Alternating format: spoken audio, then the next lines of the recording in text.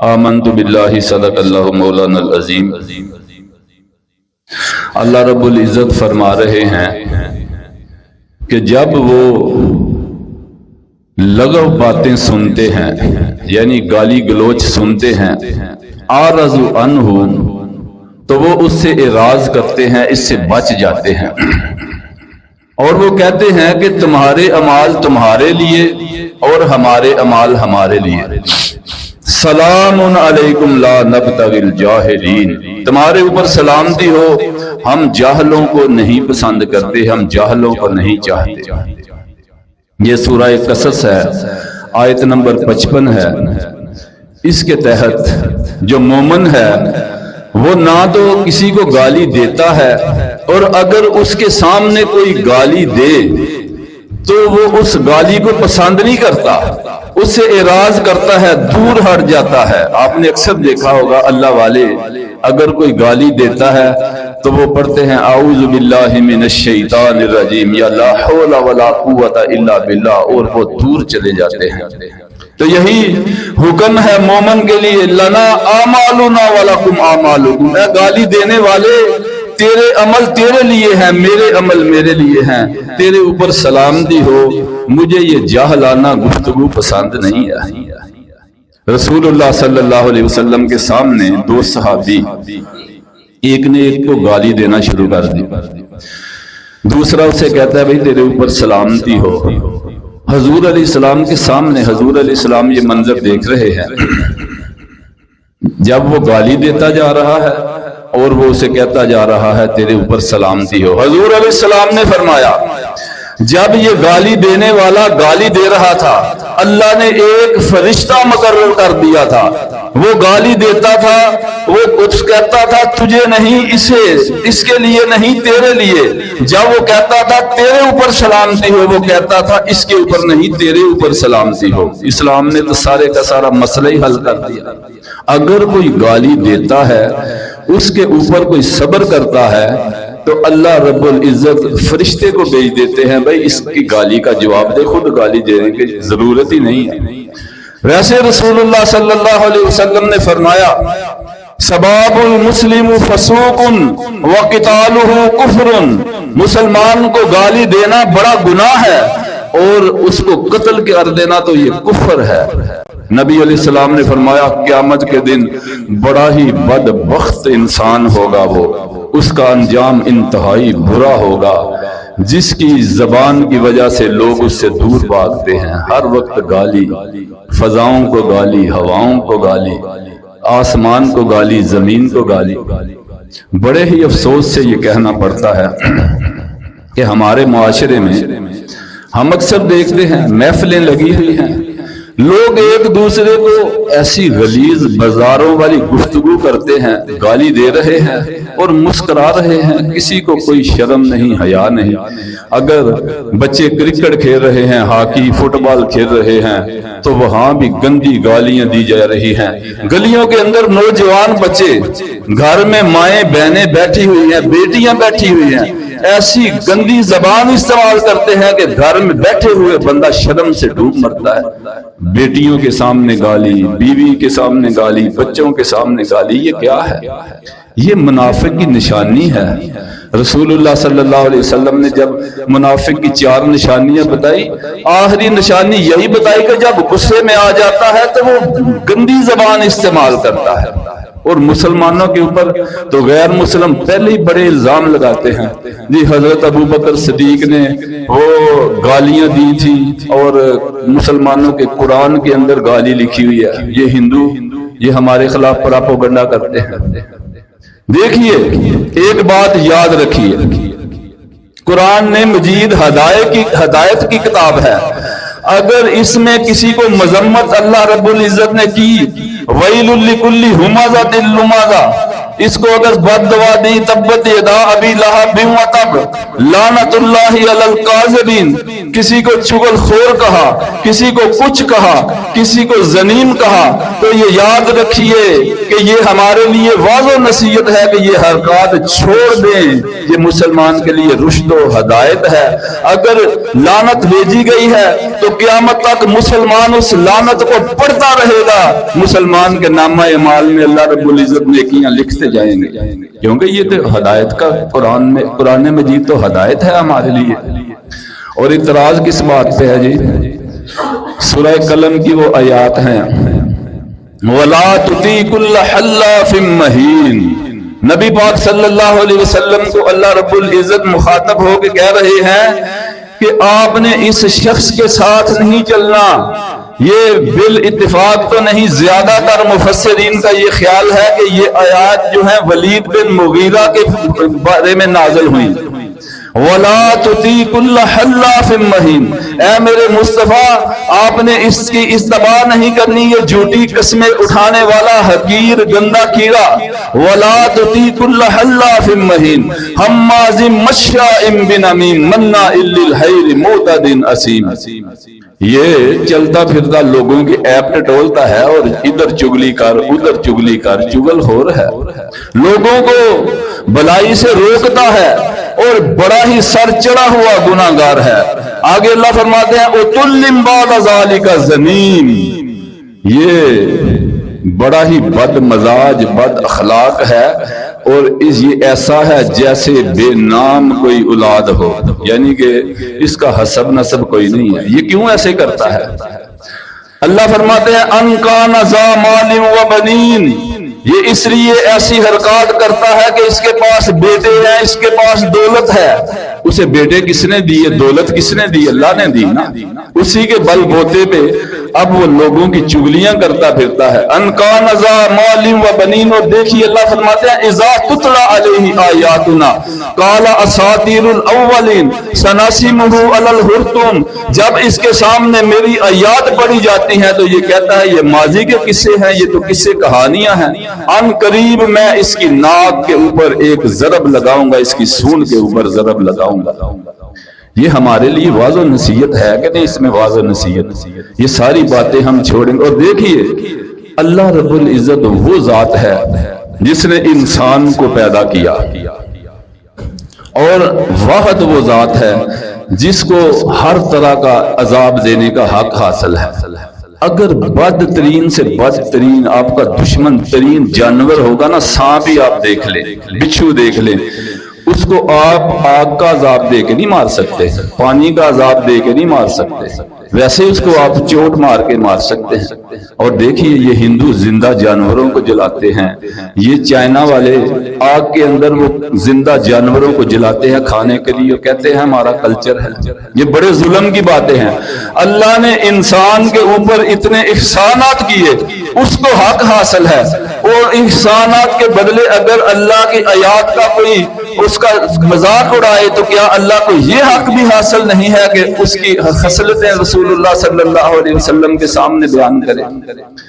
اور قرآن مجید کا اصول ہے، چھٹا پارہ ہے، پہلی آیت ہے لا يحب اللہ الجہر بالسوء من القول الا من ظلم وکان اللہ سمیعا علیما۔ اللہ پسند نہیں کرتا کسی کی چگلی کسی کے آگے کرنا، کسی کی برائی کسی کے آگے بیان کرنا، الا من ظلم، لیکن اگر اس میں کسی کو ظلم سے بچانا ہو تو یہ بھی حق ہے کہ مظلوم جو ہے وہ کسی کو کسی کے ظالم کے ظلم سے بچانے کے لیے آپ اس کی چگلی کرتے ہیں، بھئی اس کے اندر یہ خصلتیں ہیں، یہ برا آدمی ہے، اس سے بچ جاؤ، اس کے ساتھ کہ بچے کا رشتہ نہ کرنا، کاروبار نہ کرنا، یہ بڑا ظالم آدمی ہے، یہ چگلی نہیں ہے۔ اور یہی اسی اصول کے تحت رسول اللہ صلی اللہ علیہ وسلم کو بتایا جا رہا ہے وَلَا تُطِيعُ كُلَّ حَلَّافٍ مَّهِينٍ ہَمَّازٍ مَّشَّاءٍ بِنَمِيمٍ مَّنَّاعٍ لِّلْخَيْرِ مُعْتَدٍ أَثِيمٍ عُتُلٍّ بَعْدَ ذَلِكَ زَنِيمٍ۔ یہ ساری کی ساری اس کی خصلتیں بتائی جا رہی ہیں، یہ گالیاں نہیں ہیں۔ اور کہتے ہیں جی حدیبیہ کے موقع پہ، صلح حدیبیہ کے موقع پہ حضرت ابو بکر صدیق نے گالی دی تھی۔ وہ معاملہ یہ ہوا تھا کہ عروہ بن مسعود رسول اللہ صلی اللہ علیہ وسلم کے پاس آیا، اس کا لہجہ انتہائی گستاخانہ تھا، اور حضرت ابو بکر صدیق اس کے پاس بیٹھے ہوئے تھے. یہ جنگی حالت تھی. اور یاد رہے کہ جنگ کے اندر اپنے دشمن کو ہراساں کرنے کے لیے مسلمان کو جھوٹ بولنے کی بھی اجازت ہے. دشمن کو ہراساں کرنا جائز ہے. اور وہ آ کے کہنے لگا ہے محمد صلی اللہ علیہ وسلم، یہ ہم نے اگر تلواریں نکالی نا تو یہ جو تیرے ارد گرد بیٹھے ہوئے ہیں یہ سارے کے سارے تجھے چھوڑ کے بھاگ جائیں گے. حضرت ابو بکر صدیق کو غصہ آیا کہ یہ بتوں کی پوجا کرنے والا، ہم اللہ کو ماننے والے، توحید کے ماننے والے، ایک خدا سے ڈرنے والے، ہم کسی سے ڈرتے نہیں. رسول اللہ صلی اللہ علیہ وسلم کے شدائی، ہم رسول اللہ صلی اللہ علیہ وسلم کے فدائی ہیں. یہ ہمیں کہہ رہا ہے کہ ہم رسول اللہ صلی اللہ علیہ وسلم کا ساتھ چھوڑ کے بھاگ جائیں گے. حضرت ابو بکر نے کہا امسس وزر اللہ، جا کے جو لات مشرق جو بزر اس کا چوم جا کے لات لا.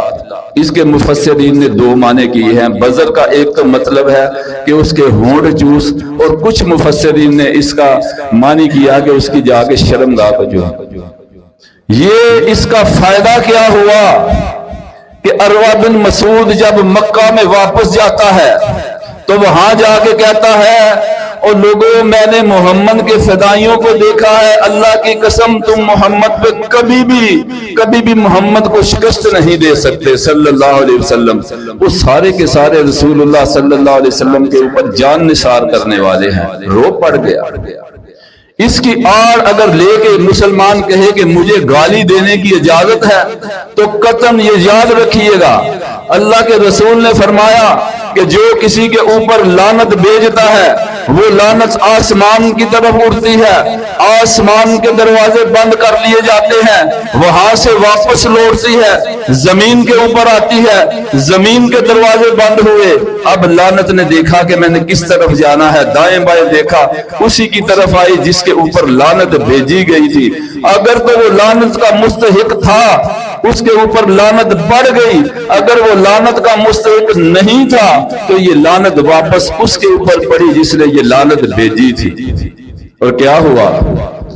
حضور علیہ السلام کے فرمان کے مطابق اپنی بھیجی ہوئی لعنت کے ذریعے خود ہی وہ ملعون بن گیا.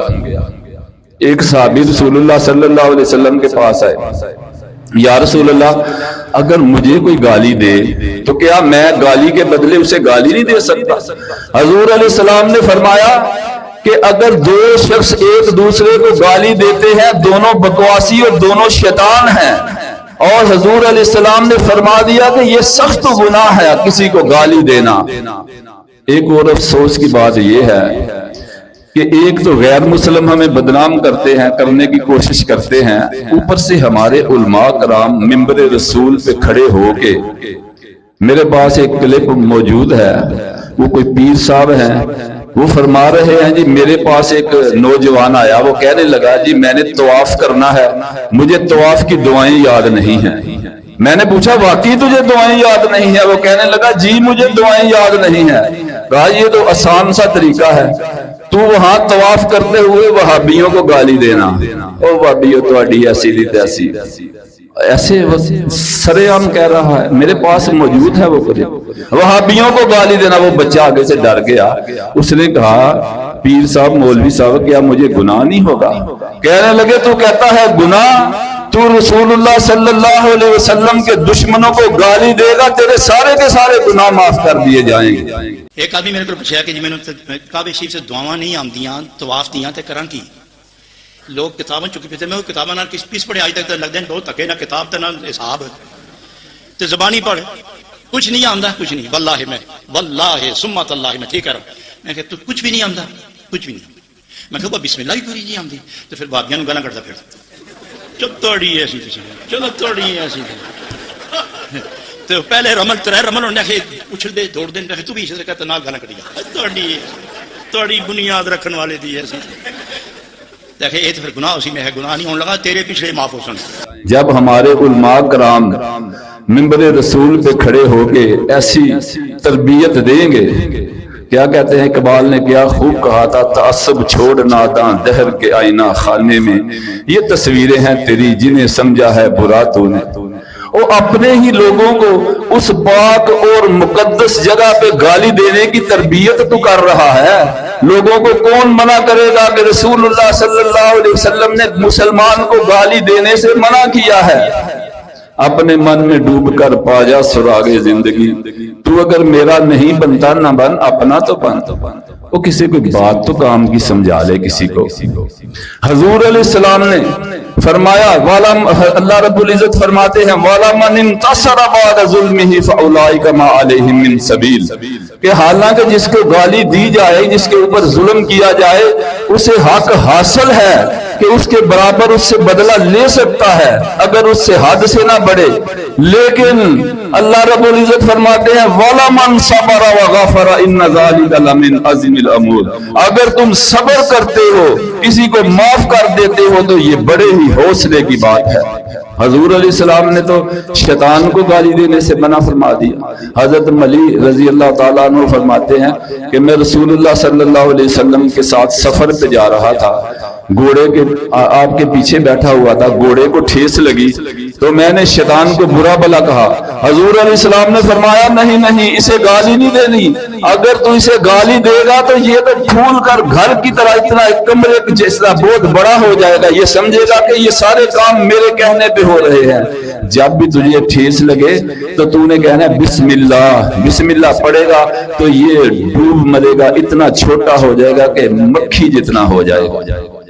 اور اللہ فرماتے ہیں وَلَا تَسُبُّوا الَّذِينَ يَدْعُونَ مِن دُونِ اللَّهِ فَيَسُبُّوا اللَّهَ عَدْوًا بِغَيْرِ عِلْمٍ، تم غیروں کے خداؤں کو، جھوٹے خداؤں کو بھی گالی نہ دو، کیونکہ اگر تم ان کو گالی دو گے تو وہ اس کے بدلے تمہارے سچے خداؤں کو گالی دیں گے۔ بتوں کو گالی دینا بھی منع ہے۔ آپس میں مسلمان ایک دوسرے کو کیسے گالی دے سکتا ہے؟ وَعِبَادُ الرَّحْمَنِ الَّذِينَ يَمْشُونَ عَلَى الْأَرْضِ خَوْنًا وَإِذَا خَاطَبَهُمُ الْجَاهِلُونَ قَالُوا سَلَامًا۔ مسلمان کا تو یہ شیوہ ہی نہیں ہے، وہ گالی سنتا کہتا ہے بھائی تجھے سلامتی ہو، میں تیرے ساتھ بحث نہیں کرنا چاہتا۔ رسول اللہ صلی اللہ علیہ وسلم نے اپنے صحابہ سے کہا صحابہ اپنے والدین کو لعن طعن نہ کیا کرو، گالی نہ دیا کرو۔ یا رسول اللہ اپنے والدین کو کون گالی دیتا ہے؟ فرمایا اگر تم کسی کے والدین کو گالی دیتے ہو وہ تمہارے والدین کو گالی دے گا، خود ہی تم نے اپنے والدین کو گالی دے دی۔ وَلَمَنْ صَبَرَ وَغَفَرَ إِنَّ ذَلِكَ لَمِنْ عَزْمِ الْأُمُورِ، حضور علیہ السلام نے یہ صبر کر کے دکھایا۔ صفا میں بیٹھے ہوئے حضور علیہ السلام، ابو جہل آیا، حضور علیہ السلام کو گالی دینا شروع کر دی۔ حضور علیہ السلام صبر کیے ہوئے ہیں، اس نے مزید گالی دینا شروع کر دی۔ اتنے غصے میں آیا، ایک روایت میں لکھا ہے اس نے پتھر حضور علیہ السلام کو دے مارا۔ حضور علیہ السلام کو زخمی پھر بھی صبر کیا۔ دیکھیے اب اللہ نے کتنا میٹھا پھل دیا۔ حضرت حمزہ، ایک عورت وہاں دیکھ رہی تھی، حمزہ کیا محمد اتنے ہی لوارث ہو چکے ہیں صلی اللہ علیہ وسلم کہ جس کا جی چاہے جتنی مرضی گالی دے اس کو مارے۔ حضرت حمزہ جوش میں آ گئے۔ ابو جہل کعبے کے قریب بیٹھا ہوا لوگوں کے آگے شیخی مار رہا تھا کہ میں یہ کر کے آیا ہوں، کمان اس کے سر پہ دے ماری، زخمی کیا۔ جا کے کہتے ہیں اور میرے بھتیجے میں اس سے بدلہ لے آیا ہوں، خوش ہو جا۔ حضور نے فرمایا میں دنیا میں بدلے لینے نہیں آیا۔ یہ ہے وَلَمَنْ صَبَرَ وَغَفَرَ إِنَّ ذَلِكَ لَمِنْ عَزْمِ الْأُمُورِ، اور اس کا پھل دیکھیے۔ کہنے لگے پھر کیسے خوش ہوں گے؟ کہا چچا تو کلمہ پڑھ لے۔ کلمہ پڑھ لیا، مسلمان ہوئے۔ اللہ نے ایک صبر کرنے کی وجہ سے حضور علیہ السلام کو ایسا مضبوط انسان جس کے ساتھ اسلام کو بڑی تقویت ملی ہو مل گئی۔ یہ صبر کا نتیجہ ہے۔ حضرت ابو بکر رضی اللہ تعالیٰ عنہ ایک جگہ پہ کھڑے ہیں تو حضور علیہ انہیں ایک شخص گالی دے رہا ہے۔ حضور علیہ السلام پاس سے گزرے تو وہ گالی دیے جا رہا ہے، حضرت ابو بکر آگے خاموش کھڑے ہیں۔ حضور علیہ السلام یہ دیکھ رہے ہیں اور مسکرانا شروع کر دیا۔ نہ جانے اس نے کوئی ایسی سخت بات کر دی حضرت ابو بکر کو بھی غصہ آ گیا, انہوں نے جواب دیا, حضور علیہ السلام واپس چل دیے. حضرت ابو بکر پیچھے, یا رسول اللہ جب وہ مجھے گالی دے رہا تھا آپ مسکرا رہے تھے, جو ہی میں نے اس کی بات کا جواب دیا تو آپ محفل کو چھوڑ کے چلے آئے. فرمایا ابو بکر جب تو صبر کر رہا تھا وہ تجھے گالی دے رہا تھا, اللہ نے تیری طرف سے ایک فرشتہ مقرر کیا ہوا تھا جو اس کو جواب دے رہا تھا. بڑا ہی پیارا منظر تھا جسے دیکھ کر میں خوش ہو رہا تھا. جو ہی تُس نے اس کی گالی کا جواب دیا تو وہ فرشتہ چلا گیا, وہاں شیطان آ گیا, میں بھی وہاں سے چلا آیا کیونکہ اب میرا کام نہیں تھا. پھر حضور علیہ السلام نے فرمایا کہ جب کوئی بندہ کسی کے اوپر کوئی ظلم کرتا ہے, آگے سے صبر کرتا ہے بندہ, تو اس کا نتیجہ یہ نکلتا ہے کہ اللہ اس کی مدد بھی فرماتے ہیں اور اللہ اس کی عزت کو بھی بڑھا دیتے ہیں. اس لیے اللہ سے دعا ہے کہ اللہ ایک تو ہمیں گالی گلوچ سے بچنے کی توفیق عطا فرمائے, اور اگر ہمارے ساتھ کوئی گالی گلوچ کرتا ہے تو ہمیں صبر کرنے کی توفیق عطا فرمائے. وما علینا الا البلاغ المبین. For more good videos, please like, subscribe, and share this video and channel. Thank you for watching.